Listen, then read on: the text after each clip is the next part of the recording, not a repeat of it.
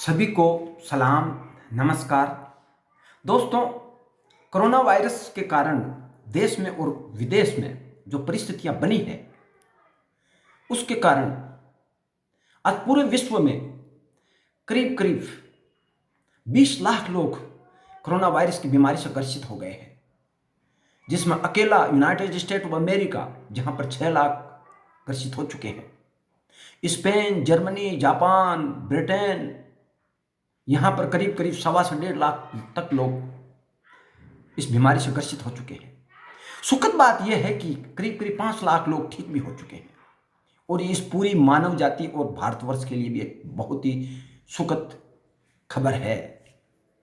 और भारतवर्ष की अगर हम बात करते हैं तो हमारे यहाँ करीब करीब 12,000 लोग इस बीमारी की चपेट में आए हैं और करीब करीब 1500 ठीक भी हुए, और ये हमारे लिए सुखद एक अच्छी खबर है। दोस्तों, जो भारतवर्ष में 12,000 लोग ही अभी तक ग्रसित हुए हैं, इसका श्रेय अगर हम देते हैं तो हमारे देश की लीडरशिप को, विशेष तौर से प्रधानमंत्री जी और सभी राज्यों की सरकारों को, जिन्होंने बहुत ही अच्छे तरीके से कम संसाधनों के होते हुए भी इस बीमारी को कंट्रोल करने के लिए जो तरीकों को उपयोग किया है, प्रशासनिक और डॉक्टर्स और सभी लोगों ने तन मन धन से जो काम किया है, लगन से काम किया है, ये पूरा श्रेय उनको जाता है।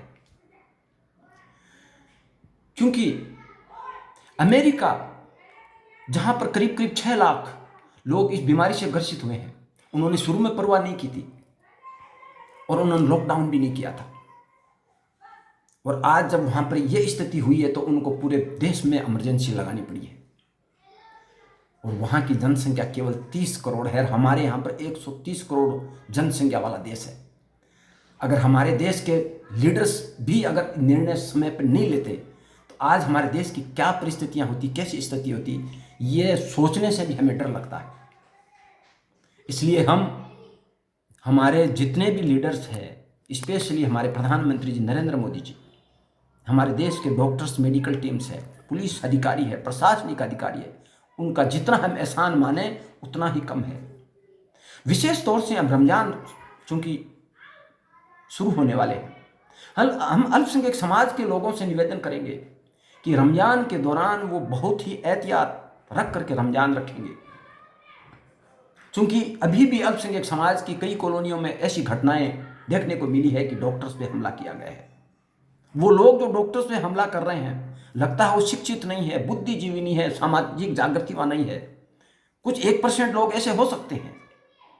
हम समाज के सभी वरिष्ठों से निवेदन करेंगे कि उन लोगों को समझाएं, वहाँ जागृति फैलाएं, उनको प्रेरित करें कि वो जो कर रहे हैं वो ठीक नहीं है। जो हमारी ज़िंदगी बचाने के लिए डॉक्टर्स टीम हमारे पास आ रही है, उन पर अगर हम हमला कर रहे हैं तो इससे बड़ी दुर्भाग्य की बात हो नहीं सकती। उनके लिए नहीं, हमारे लिए भी नहीं हो सकती। इसलिए हमारी डॉक्टर्स की टीम्स, हमारे पुलिस अफसर से हम निवेदन करेंगे कि ऐसी हरकत करने वालों को भी एक बार आप माफ करेंगे, उनका भी आप इलाज करें, जिससे ये बीमारी समाज के दूसरे लोगों तक ना फैले, देश में दूसरे अन्य स्थानों पर ना फैले। क्योंकि दोस्तों, रमजान का महीना अब शुरू होने वाला है। हम हमारे बच्चों को समझाएं कि वो रात के टाइम बाहर नहीं जाएंगे, खरीदारी के लिए बाहर किसी हालत में नहीं जाएंगे, एक साथ गैदरिंग नहीं करेंगे, सुबह मॉर्निंग में शहरी के वक्त बार बार लोगों को उठाने के लिए लॉकडाउन के दौरान अनाउंसमेंट नहीं करेंगे। हाँ, शहरी और इफ्तारी दोनों में समय समाप्ति की सूचना मस्जिद से जरूर आप दे सकते हैं। आप इफ्तारी पार्टियों का आयोजन नहीं करेंगे, एक साथ तरावी पढ़ने के लिए मस्जिदों में नहीं जाएंगे, 5 टाइम की नमाज घर पर ही अदा करेंगे। मोहल्ले के लोग और परिवार के लोग भी एक साथ शाम को तरावी के लिए इकट्ठे होकर तरावियाँ नहीं पढ़ेंगे। अगर 6 या 7 दिन में अगर कुरान शरीफ ख़त्म होती है तो मुसल्लों के रूप में एक साथ इकट्ठे नहीं होंगे। सरकारी नियमों का पालन निश्चित रूप से, प्रशासन के आदेशों की पालना करते हुए आने वाले रमजानों को परफॉर्म करना है और इस लॉकडाउन का पूरा आदर करना है। दोस्तों, इसके साथ साथ जितने भी गरीब लोग हैं, जिनके पास खाना उपलब्ध नहीं हो पा रहा है, उनका भी ध्यान रखना है। कि उनको भी खाना उपलब्ध करवाया जाए। देश का प्रत्येक नागरिक अगर एक दिन एक टाइम का खाना अगर गरीबों के लिए स्पेयर कर ले तो इस देश में कोई गरीब रात को खाने के बिना नहीं सोएगा। और हमें यह नहीं भूलना चाहिए कि गरीब अगर रोड पर आते हैं और वो कोरोना बीमारी से ग्रसित होते हैं तो वो बीमारी हमारे तक भी पहुंचने में टाइम नहीं लगाएगी, चाहे हम घरों में क्यों ना हो। हम कैपेबल हैं कि हम हमारे लिए खाना उपलब्ध हम करवा सकते हैं। लेकिन देश का एक भी नागरिक जब तक कोरोना मुक्त नहीं होगा, एक भी व्यक्ति के कोरोना होगा, जब तक हम इस बीमारी से पूर्ण रूप से मुक्त नहीं हुए हैं।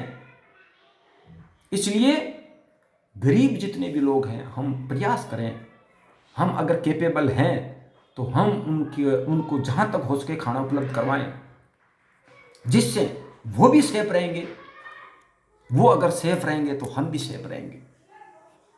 दोस्तों, अल्पसंख्यक समाज के लोगों से विशेष मेरा निवेदन है और उन लोगों से जो समाज के वरिष्ठ है, समाज के प्रतिनिधि है, उस कॉलोनी मोहल्ले उस शहर में रहने वाले ऐसे जन प्रतिनिधि है जिनकी समाज इज्जत करता है, रेस्पेक्ट करता है। वो लोग बार बार रमजान आने से पहले रमजान के अंदर में एहतियात रखने वाली बातें प्रत्येक समाज के उस नीचे वाले घर तक पहुंचाए। कोई ऐसा जगह, कोई ऐसी कॉलोनी, कोई ऐसा मोहल्ला, ऐसा कोई गांव नहीं बचे जहां तक जागृति लोगों तक ना पहुंची हो। दोस्तों,